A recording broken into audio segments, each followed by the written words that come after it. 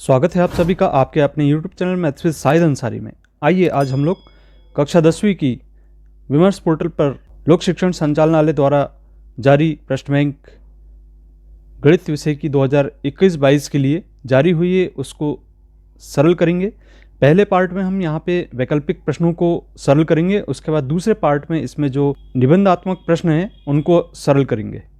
तो चलिए शुरू करते हैं। जैसा कि हम देख रहे हैं यहाँ पे माध्यमिक शिक्षा मंडल मध्य प्रदेश भोपाल के द्वारा जो जारी ब्लूप्रिंट है उसके आधार पे यहाँ पे इस अध्याय एक वास्तविक संख्याएं के अंतर्गत कुल अधिभार जो अंक हैं 5 हैं। 1 अंक के 3 क्वेश्चन और 2 अंक का एक प्रश्न परीक्षा में पूछा जाना है। तो यहाँ पे सबसे पहले 1 अंक वाले प्रश्नों को देखते हैं। तो सही विकल्प चुनकर लिखना है जिसमें 96 और 404 का SCF होगा।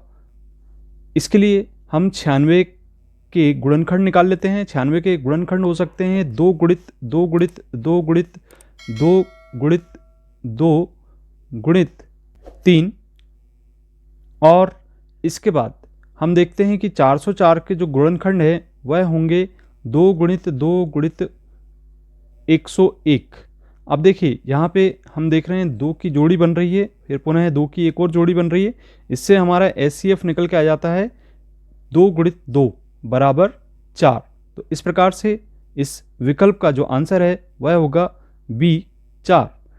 नेक्स्ट क्वेश्चन है 12 और 15 का SCF होगा। यहाँ हम 12 के गुणनखंड निकाल लें तो 12 के गुणनखंड होंगे यहाँ पर 2 गुणित 2 गुणित 3 और इसी प्रकार से 15 के गुणनखंड होंगे 3 गुणित 5। अब देखिए यहाँ पे हम देख रहे हैं केवल 3 के ही पेयर बन रहे हैं। इसके आधार पे हम SCF लिख सकते हैं कि इसका SCF होगा 3।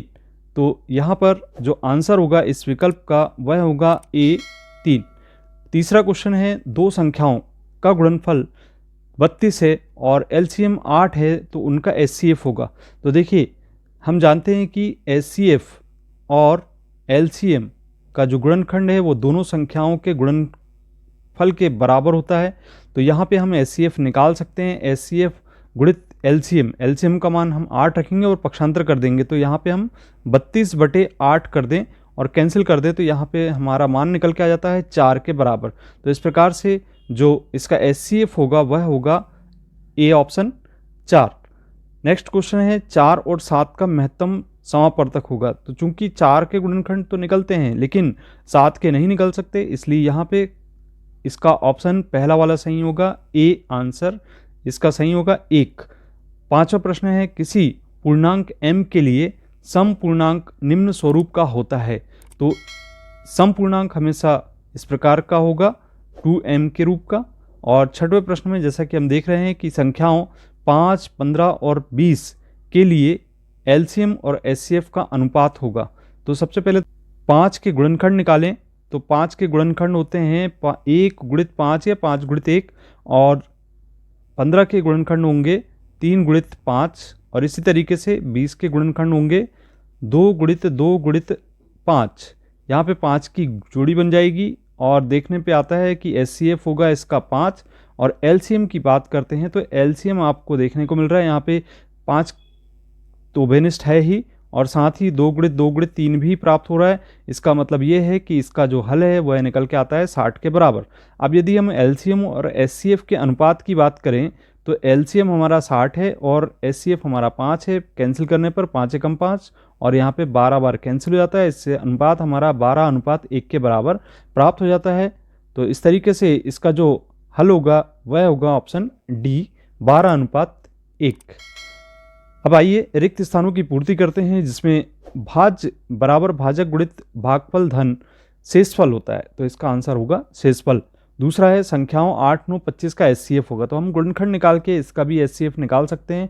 तो यहाँ पे हम देखते हैं कि जब गुणनखंड निकालते हैं तो यहाँ पे एक भी जोड़ी नहीं मिलती है और जिससे हमारा SCF 1 निकल कर आता है। इसके बाद हम देखते हैं प्रश्न क्रमांक 3 जिसमें सत्य एवं असत्य लिखना है। 2 धनात्मक पूर्णांक A और B दिए रहने पर ऐसी अद्वितीय पूर्ण संख्याएं Q और R विद्यमान हैं कि A बराबर BQ धन R 0 छोटा है बराबर है R से और छोटा है B से। तो यह कथन बिल्कुल सत्य है। दूसरा प्रश्न है इसमें, एक प्राकृत संख्या का अभाज्य गुणनखंड उसके गुणनखंडों के क्रम को छोड़ते हुए अद्वितीय होता है तो कथन भी सत्य ही होगा। चलिए चौथे नंबर का प्रश्न देखते हैं, जिसमें एक शब्द अथवा वाक्य में उत्तर देना है। 94 और 404 का एचसीएफ लिखिए। तो यहाँ पे हम 94 के गुणनखंड निकालते हैं, तो यहाँ 94 के जो गुणनखंड है वह निकल के आते हैं 2 गुणित 47 के रूप में। और अगर हम 404 के गुणनखंड निकालते हैं तो 404 के जो गुणनखंड है वह 2 गुणित 101 के रूप में निकल के आते हैं। अब देख रहे हैं हम यहाँ पे केवल 2 की जोड़ी प्राप्त हो रही, जिससे हमारा एचसीएफ होगा 2। तो यहाँ पे इसका मान होगा 2 के बराबर। दूसरा प्रश्न है, किसी पूर्णांक p के लिए 2p+1 सम होगा अथवा विषम।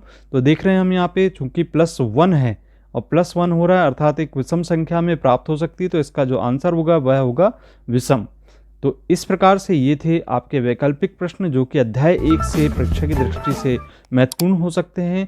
इसी प्रकार के कंटेंट को देखने के लिए यदि आपने अभी तक चैनल को सब्सक्राइब नहीं किया है तो सब्सक्राइब कीजिए। मिलते हैं अगले वीडियो में। धन्यवाद।